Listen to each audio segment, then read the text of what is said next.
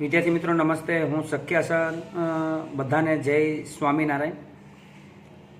11 commerce આંકડાશાસ્ત્રની અંદર આપણે સ્વાધ્યાય 3.3 સુધી ગઈકાલે છેલ્લા લેક્ચરમાં પૂર્ણ કર્યું છે। આજે આપણે 3.4 ભણવા માટે જઈ રહ્યા છીએ, જે આપણા માટે વેરી મોસ્ટ ઇમ્પોર્ટન્ટ છે। 3.4ના સૂત્રો પણ આપણે જોયા છે। 3.4ની અંદર આપણે 4 ટોપિક ભણીશું, જેમાં મધ્યસ્થ, ચતુર્થક, દશાશક અને શતાશક આવા જુદા જુદા વિષય ઉપર આપણે અભ્યાસ કરવાના છીએ। હવે તે પહેલાં આપણે એક માહિતી મેળવીએ કે આપણે 3.1ની અંદર એક તમને ક્લિયર કરાવ્યું હતું કે ભાઈ અવર્ગીકૃત માહિતી। આજે જે પહેલો દાખલો ભણીશું ને, કદાચ તમારી પાસે જો ટેક્સ્ટ બુક હોય તો ખુલ્લી રાખો, તમે જોઈ શકો છો હું બોલું એ કે પહેલો દાખલો જે અવર્ગીકૃત માહિતીનો છે। બરાબર, માહિતીના બે પ્રકાર હોય, વર્ગીકૃત અને અવર્ગીકૃત, બે પ્રકાર પડતા હોય। એમાં પહેલો દાખલો અવર્ગીકૃત માહિતી, જેમાં ફક્ત રકમ હોય કે 5, 15, 25, 50 નો મધ્યસ્થ વગેરે શોધો એમ, અવર્ગીકૃત માહિતી। પછી વર્ગીકૃતના પેટા બે પ્રકાર પડે છે, સતત આવૃત્તિ વિતરણ અને અસતત। હવે એમાં ત્રીજો દાખલો જે છે ને એ અસતત અને બીજો દાખલો જે છે ને એ સતત છે। પહેલો દાખલો અવર્ગીકૃત, બીજો ત્રીજો વર્ગીકૃત છે, પણ વર્ગીકૃતમાં ત્રીજો દાખલો અસતત પણ બીજો દાખલો એ સતત છે। એ જોઈને આપણે કયું સૂત્ર મૂકવું એ ખ્યાલ આવશે। ગઈકાલે આપણે મધ્યસ્થ, ચતુર્થક, દશાશક, શતાશકના સૂત્રો જોયા છે કે મધ્યસ્થ એટલે છેદમાં 2, ચતુર્થક એટલે છેદમાં 4, દશાશક એટલે છેદમાં 10 અને શતાશક એટલે છેદમાં 100। આટલો જ ખાલી ડિફરન્સ છે, બાકી અંશ ના તે બધું સેમ છે।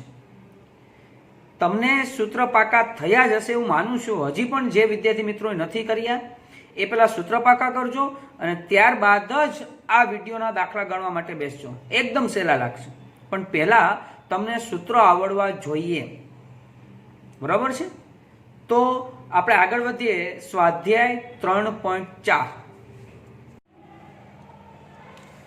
સ્વાધ્યાય 3.4 દાખલા નંબર 1 રકમ છે, કોઈ એક વર્ગની કસોટીમાં 15 વિદ્યાર્થીઓએ મેળવેલા ગુણની નીચે આપેલી માહિતી પરથી બધા ચતુર્થકો શોધો। બધા ચતુર્થકો, ચતુર્થકો કેટલા છે? 3, Q1, Q2 અને Q3। ઓકે, હવે પહેલા આપણે મધ્યસ્થ, ચતુર્થક, દશાશક ને શતાશક શોધીએ તો પહેલા ધ્યાન રાખવાનું કે આપેલી માહિતીને ફરજિયાત ચડતા ક્રમમાં ગોઠવવી। એટલે હું અહીં લખીશ ચડતા ક્રમમાં, તમે ઉતરતા ક્રમમાં પણ લખી શકશો, બરાબર? પણ આપણે બધા ટેવ એક સરખી રાખીશું કે ભાઈ ચડતા ક્રમમાં જ ગોઠવી, ઉતરતા ક્રમમાં જવાબ એ જ આવશે। ચડતા ક્રમમાં એટલે પહેલા નાની સંખ્યા અને પછી મોટી સંખ્યા થતી જશે। ઓકે, તો આપણે પહેલા નાની સંખ્યાથી સ્ટાર્ટ કરીએ। જે 15 સંખ્યા તમારી સામે ટેક્સ્ટ બુકમાં રકમમાં છે એમાં નાનામાં નાની સંખ્યા 0 છે। એના પછી એ 2 દેખાય છે મને, પછી 3, પછી 4 છે પણ 4 2 વખત છે, 4, પછી છે 5, એ પણ 2 વખત દેખાય છે, પછી 6, 1, 2 અને 3 વખત છે, પછી 7, 2 વખત છે, અને પછી 8, એ પણ 2 વખત છે, અને લાસ્ટમાં 9। ચડતા ક્રમમાં ગોઠવે પછી હંમેશા યાદ રાખવું કે તમારે ગણી લેવાના, 1, 2, 3, 4, 5, 6, 7, 8, 9, 10, 11, 12, 13, 14, 15 ગણવાનું શા માટે કહું છું કે કોઈ એકાદો અવલોકન ભૂલાઈ ગયું નથી ને, કારણ કે ચડતા ક્રમમાં ગોઠવવામાં ઘણી વખત ભૂલાઈ પણ જાય છે, ભૂલાણું નથી એટલા માટે। હવે Q1 નું સૂત્ર આપણે મૂકીશું, Q1 બરાબર n પ્લસ 1, ચતુર્થક છે એટલે છેદમાં કેટલા આવશે? 4, મૂ અવલોકન 4। n અહીંયા કેટલા છે? તો અહીંયા n 15 છે, એટલે 15 પ્લસ 1 છેદમાં 4 મૂ અવલોકન 15 ને 1 16, બરાબર? 15 ને 1 16, 16 ભાગ્યા 4 એટલે 4 મૂ અવલોકન। 4મું અવલોકન અને ચોથું અવલોકન ચડતા ક્રમમાં આપણે જે લખ્યા છે ને અહીંયા ગણવાનું, પહેલું, બીજું, ત્રીજું અને ચોથું, ચોગડે 4, તો આપણો આ 4 આપણો જવાબ થાય Q1 બરાબર 4. હવે Q2 બરાબર સૂત્ર તો એ જ છે n+1/4, પણ બીજો ચતુર્થક છે એટલા માટે આપણે 2 મૂકીએ છીએ. ગઈકાલે તમને જે મુકાયો હતો એટલે અહીં જે હતો, જે એટલે 1 હોય તો 1, 2 હોય તો 2, 3 હોય તો 3, અને અહીં 2 છે તો અહીં 2 આવે. મૂ અવલોકન. બરાબર. હવે આ 2 n કેટલા છે અહીંયા? તો n 15 છે. 15 + 1 ભાગ્યા 4 મૂ અવલોકન. 15 ને 1 16, 16 ભાગ્યા 4 એટલે 4, 4 2 8. બધી પ્રોસેસ એકમાં કરી નાખવાની. 8 મૂ અવલોકન. 8મું અવલોકન આપણે ગણવાનું કેવું છે? તો અહીંયા 1 2 3 4 5 6 7 8 6. 8મું અવલોકન 6 છે. તો આપણો બીજો ચતુર્થક Q2 બરાબર 6. પછી હવે Q3 બરાબર સૂત્ર જ n+1/4 Q3 આગળ 3 મૂ અવલોકન. n કેટલા છે અહીંયા? 15 + 1/4 મૂ અવલોકન. 15 ને 1 16 ભાગ્યા 4 એટલે 4, 4 3 12, 12 મૂ અવલોકન. હવે 12મું અવલોકન આપણે ગણીશું. બરાબર.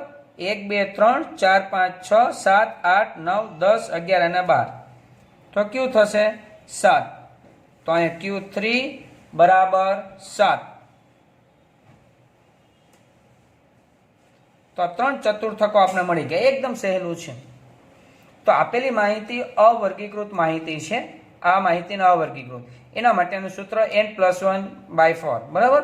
તો 3 ચતુર્થક આપને મળી ગયા છે. હવે આપણે દાખલો પેલા છે ને ત્રીજો દાખલો કરીશું. ત્રીજો દાખલો એટલા માટે કે અસતત, હમણાં બીજો પણ કરીએ છીએ, પણ પેલા આપણે ત્રીજો દાખલો કરીશું. તમારી પાસે ટેક્સ્ટબુક તમારી હશે, તમે રકમ ખોલીને જોઈ શકો છો કે ત્રીજા દાખલાની રકમ શું છે. એક કોલેજમાંથી પસંદ કરેલ 80 વિદ્યાર્થીઓની ઉંમર નીચેના કોષ્ટકમાં આપી છે. મેં એક કોષ્ટકમાં અગાઉ લખી જ નાખી છે. બરાબર. અને આ વિદ્યાર્થીઓની સંખ્યા 80 છે એવું પણ આપણે રકમમાં કહી દીધું છે. n બરાબર 80. એફના ટોટલને n કહેવાય. n બરાબર 80. પછી કહ્યું છે નીચે કોષ્ટકમાં કે વિદ્યાર્થીની ઉંમરનો મધ્યસ્થ શોધો 1 અને ઉપરાંત એ માટે Q1, D4 અને P32 પણ શોધો. ઓકે. હવે અસતત આવૃત્તિ વિતરણ છે. આને અસતત આવૃત્તિ વિતરણ કહેવાય. દાખલા નંબર 3 છે. બરાબર. હવે આ ચેપ્ટર એટલે કે 3.4 નું કાંઈ પણ વસ્તુ શોધવાનું, એક ખાનું બનાવવાનું CF. મધ્યસ્થ, ચતુર્થક, દશાંશક, શતાંશક, CF નું ખાનું બનાવવાનું, કોઈ પણ વસ્તુ શોધવી હોય. બરાબર. CF એટલે ગુજરાતીમાં નામ કહેવાય સંચય આવૃત્તિ. F એટલે આવૃત્તિ. આવૃત્તિનો સરવાળો એટલે સંચય આવૃત્તિ. કઈ રીતે હું કહેવા માંગુ? જોવો. 11 ના 11, 11 + 14 એટલે 25, 25 ને 22 એટલે કે 47, 47 ને 15 62, 62 ને 8 70, 70 ને 6 76 અને 76 ને 4 80. અહીંયા જે ટોટલ છે એટલું જ અહીંયા આવી જાય. બરાબર. એટલે સિગ્મા એફ મારી પાસે આવી ગયું છે. ઓકે. હવે મારે શોધવાનું કીધું છે એમાં મધ્યસ્થ પેલું કામ. તો મધ્યસ્થનું સૂત્ર મૂકીશ કે m બરાબર n+1/2 મૂ અવલોકન. હવે અવર્ગીકૃતમાં એ જ હતું સૂત્ર. બરાબર. n+1 અને અસતતમાં આ જ સૂત્ર છે, એટલે કઈ ફેરફાર એમાં નથી. ચાલો. n કેટલા છે? તો કાંઈ કુલ n 80 છે. 80+1/2 મૂ અવલોકન. 80 ને 81, 81 ભાગ્યા 2 એટલે કે 40.5 મૂ અવલોકન. હવે જ્યારે અસતત આવૃત્તિ વિતરણ હોય અને અહીંયા પહોંચો ત્યારે એક આપણે બ્રેકેટમાં લખશું કે CFના ખાનામાં જોતા. તો CFના ખાનામાં જોશું શું જોવાનું કે 40.5નો સમાવેશ શેમાં થાય? 11માં નહીં, 25માં નહીં, 47માં થાય. આ મારો મધ્યસ્થ વર્ગ કહેવાય, મેં એરો કર્યો છે. તો 40.5 આની અંદર સમાવેશ થઈ જાય. એની એક્ઝેક્ટ સામે જે x હોય ને, xના ખાનામાં, એ તમારો જવાબ. અહીંયા જવાબ આવશે તમારો 19.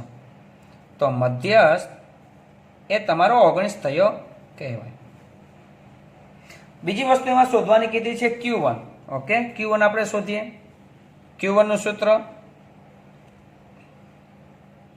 Q1 બરાબર n + 1. Q એટલે ચતુર્થક છેદમાં 4. 1 એટલે આગળ 1 લખો, ના લખો કઈ ફેર પડશે નહીં. હું અવલોકન. n કેટલા છે? 80 + 1 છેદમાં 4. હું અવલોકન. 80 ને 81, 81 ભાગ્યા 4 આપણે કરીશું એટલે આપણો જવાબ આવશે 32.4. 81 ભાગ્યા 4 બરાબર છે એટલે આપણો જવાબ 20.25. 20 ચોખ્ખું 80 બરાબર 20.25. હું અવલોકન. બરાબર. હવે બ્રેકેટમાં લખવાનું. શું લખવાનું? CFના ખાનામાં જોતા. 20.25નો સમાવેશ શેમાં થાય? જુઓ, 20.25 તો 25ની અંદર છે, 20.25નો સમાવેશ થઈ ગયો કહેવાય કે નહીં? એક્ઝેક્ટ એની સામે, આની સામે એક્ઝેક્ટ 18 આવે છે, તો તમારો જવાબ 18 થશે. એટલે Q1 બરાબર 18. ત્રીજી વસ્તુ એમાં શોધવાની કીધી છે D4. ઓકે, આપણે D4 શોધીએ.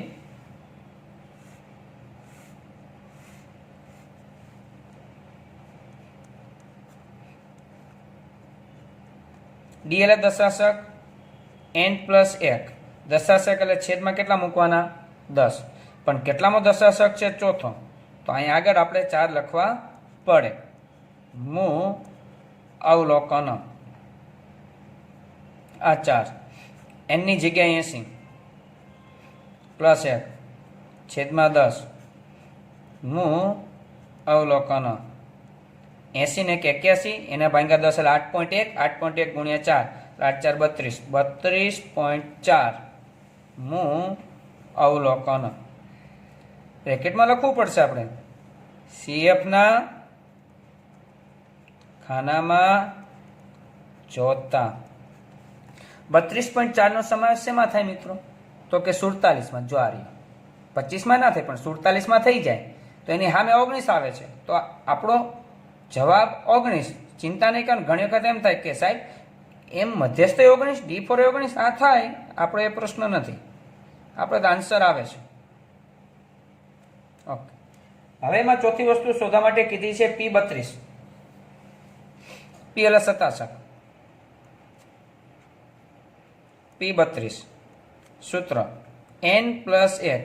હવે શતાંશક એટલે છેદમાં કેટલા આવશે? 100. પણ કેટલામાં શતાંશક? 32માં, એટલે આગળ 32 આવશે. હું અવલોકન. આ 32. n કેટલા છે અહીંયા?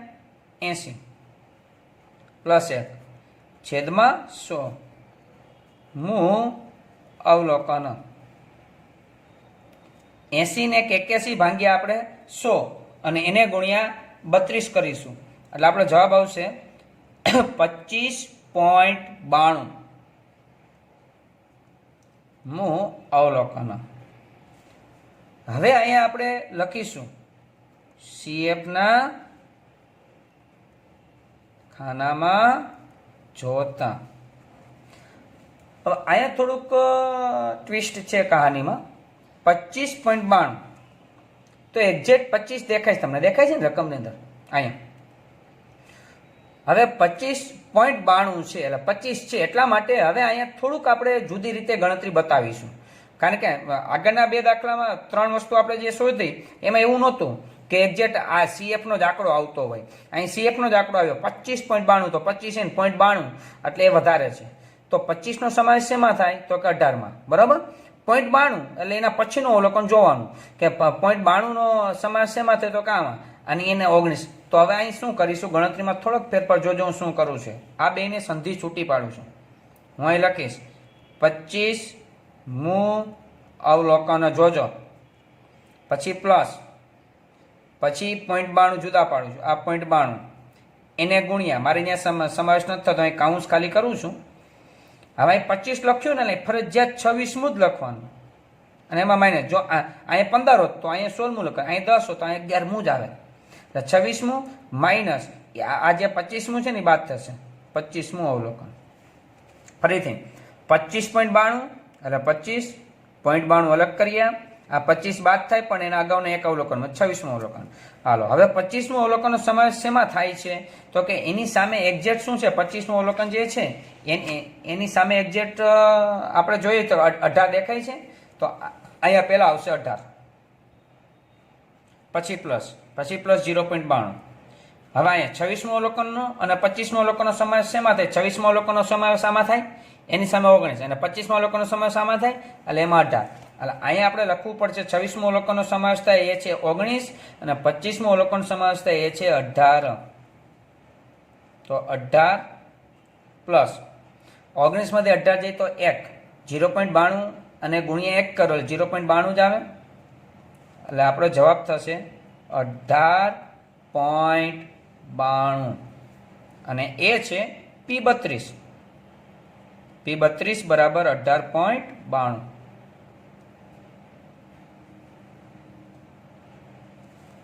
મિત્રો, આ ત્રીજો દાખલો અહીંયા પૂરો થાય છે. હવે આપણે બીજો દાખલો ભણીએ છીએ, સતત આવૃત્તિ વિતરણ. બરાબર, દાખલા નંબર 2. તમે રકમ જોઈ શકો છો કે એક સેલ્સમેને છેલ્લા વર્ષમાં જુદા જુદા દિવસોમાં કરેલ મુસાફરીની માહિતી નીચેના કોષ્ટકમાં દર્શાવેલ છે. મુસાફરી તો એ કોષ્ટકમાં આપી દીધું છે. શોધવાનું શું કીધું એ જોઈએ. મધ્યસ્થ Q3, D8 અને P62 શોધો, તેમનું અર્થઘટન કરો. કે અર્થઘટન આપણે કરતા નથી, સમજાવી દઈશું તમને. હવે એક આ ખાનું તો બનાવવાનું CF, એ તમને સમજાઈ ગયું છે. 5 ના 5, 5 ને 18, 23, 23 ને 24, 47, 47 ને 7, 54, 54 ને 5, 59, 59 ને 1, 60. એટલે કે આનો ટોટલ કે n બરાબર 60 થતા હશે જ આનો ટોટલ. હવે આ છે ને સતત આવૃત્તિ વિતરણ છે, એના સૂત્ર આપણા માટે જુદા છે. સતત આવૃત્તિ વિતરણના સૂત્ર જુદા છે. તો એમાં મધ્યસ્થનું કયું સૂત્ર આવશે? તો પેલા મધ્યસ્થનું આ સૂત્ર મૂકવાનું. મધ્યસ્થ બરાબર n/2 +1 નહીં આવે. હમણાં આપણે n+1/2 કરતા હતા ને, અહીં ડાયરેક્ટ n/2 મું અવલોકન. હવે n કેટલા છે આપણી પાસે? 60. 60/2 મું અવલોકન. 60 ભાગ્યા 2 એટલે કેટલા થશે? 30. બરાબર, એટલે અહીં લખીશું આપણે 30 મું અવલોકન.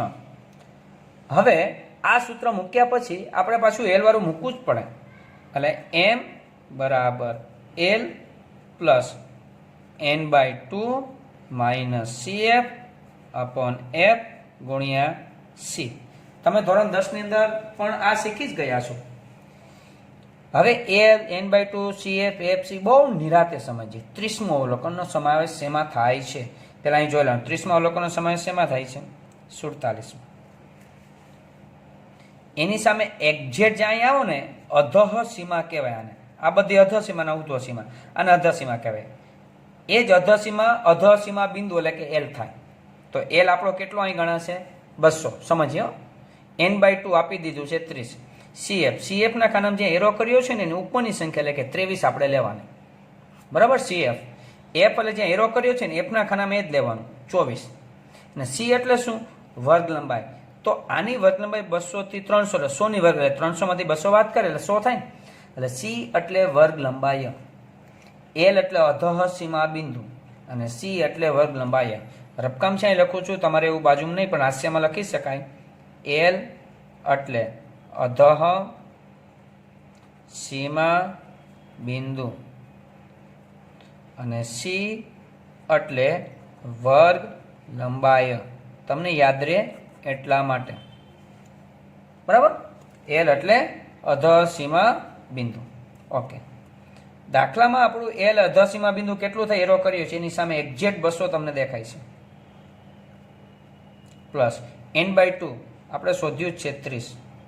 સીએફ ના ખાનામાં એરાની ઉપર જ જોવાનું 23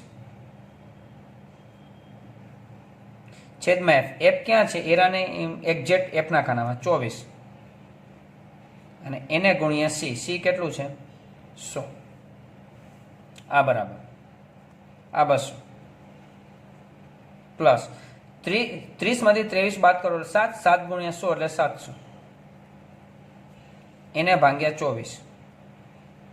આ 200 પ્લસ 700 ભાગ્યા 24 આપણે જોઈએ છીએ તો 29.17. બેનો સરવાળો એટલે 229.17 થાય. રકમના પેલા ખાનામાં જોવાનું, કૌંસમાં કે બીજું કઈ છે તો કિમી છે. હવે આપણે આ ટેવ પાડશું કે કિમી મધ્યસ્થ બરાબર 229.17 કિમી થશે.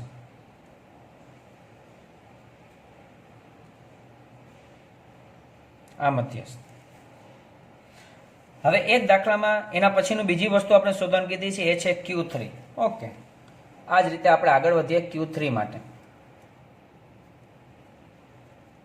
Q3 એનું સૂત્ર. હવે Q એટલે ચતુર્થક, છેદમાં કેટલા આવશે 4, બરાબર. +1 નહીં આવે કારણ કે સતત આવૃત્તિ વિતરણ છે. પણ Q3 આગળ કેટલા મૂકી દઉં 3, 3n/4 મૂ અવલોકન. આ 3 n કેટલા છે અહીંયા 60 છેદમાં 4 મૂ અવલોકન. છેદ ઉડાડીએ 15 ચોકો 60, 15 તેરી 45, 45 મૂ અવલોકન. 45માં અવલોકનનો સમાવેશ શેમાં થાય તો કે 47માં જ થાય. ચિંતા નહીં કરવાની, એ જ વસ્તુ. તો આપણે તો સાહેબ જવાબ એ જ આવે નહીં આવે, ફરી જશે અહીંયા, પણ એરો ત્યાં છે, બરાબર. ચાલો, તો આપણે હવે એલ વાળું સૂત્ર મૂકવું પડશે. સૂત્ર મૂકીએ છીએ. Q3 બરાબર એલ પ્લસ અહીંયા ખાલી બદલશે 3n/4 minus CF upon F અને એને ગુણ્યા સી. બરાબર, જે ઉપર હતું n/2 તમે જોઈ શકો છો, ખાલી એની જગ્યાએ ચેન્જીસ છે. જો 3n/4 કારણ કે અહીં 3n/4 હતું, માઇનસ CF અપોન એફ ગુણ્યા સી બધું એને. તો હવે આપણો એલ કેટલો થાય, જ્યાં એરો કર્યો હોય એની સામે, તો એરો કર્યો છે એની સામે આપણે બધી વિગત પહેલાં જોઈ લઈએ.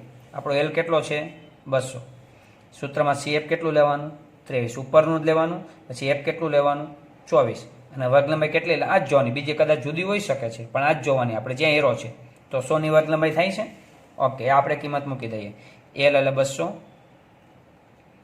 3n/4 એટલે 45 માઇનસ CF એટલે કે 23, એફ એટલે 24 અને એને ગુણ્યા સી કેટલી છે અહીંયા તો કે 100. ઓકે, ચાલો હું અહીંયા ઉપર જાઉં છું દાખલો ગણવા માટે. આ બરાબર આ 200 એમને સદરૂપ આપીએ. 45 માંથી 23 બાદ કરીએ 22 ગુણ્યા 100 એટલે કે 2200 અને છેદમાં 24. આ 200 2200 ભાગ્યા આપણે 24 કરીશું, બરાબર. તો 2200 ભાગ્યા 24 કરીશું એટલે આવશે 91.67. 91.67 આવે એનો સરવાળો એટલે 291.67 કિમી. જવાબ જુદો આવ્યો, ખ્યાલ આવે છે. Q3.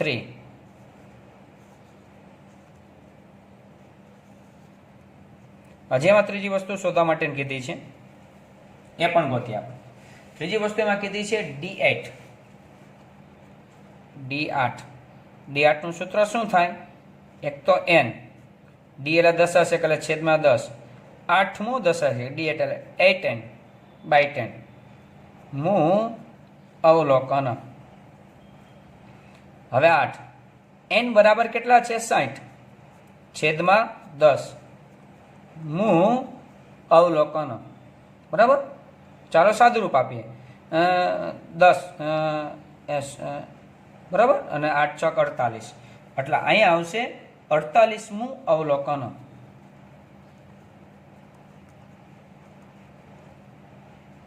હવે એલ વાળું આપણે સૂત્ર મૂકવું પડશે D8 માટે. D8 બરાબર એલ પ્લસ સૂત્ર આવશે 8n/10 - CF અપોન F અને એને ગુણ્યા C.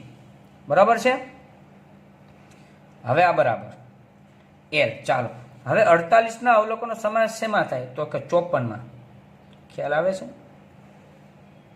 48માં અવલોકનો સમાવેશ 54, 47માં 47, પછી 48માં તો આમાં આવી જાય. તો તમારો એલ કેટલો થશે? 300.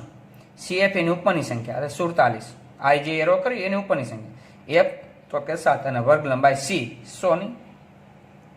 તો અહીંયા એલ એટલે 300, 18/10 એટલે 48 માઇનસ CF એટલે 47 છેદમાં F એટલે અહીંયા 7 અને એને ગુણ્યા C, તો C એટલે 100. આ 300. 48માંથી 47 જાય એટલે 1 ગુણ્યા 100 એટલે 100 અને એને ભાગ્યા 7. આ 300. 100 ભાગ્યા આપણે 7 કરીશું. બરાબર, એટલે આપણે આવશે 14.29 અને એ બેનો સરવાળો એટલે કેટલો થશે? 314.29 કિમી. આ આપણે મળી ગયું D8. હવે તમને ખ્યાલ આવતો જ હશે, સામાન્ય ફેરફાર રહેશે અને જવાબ આપણે મળતો જાય છે. હજી એક એમાં વસ્તુ શોધવા માટે કીધી છે, એ છે P62.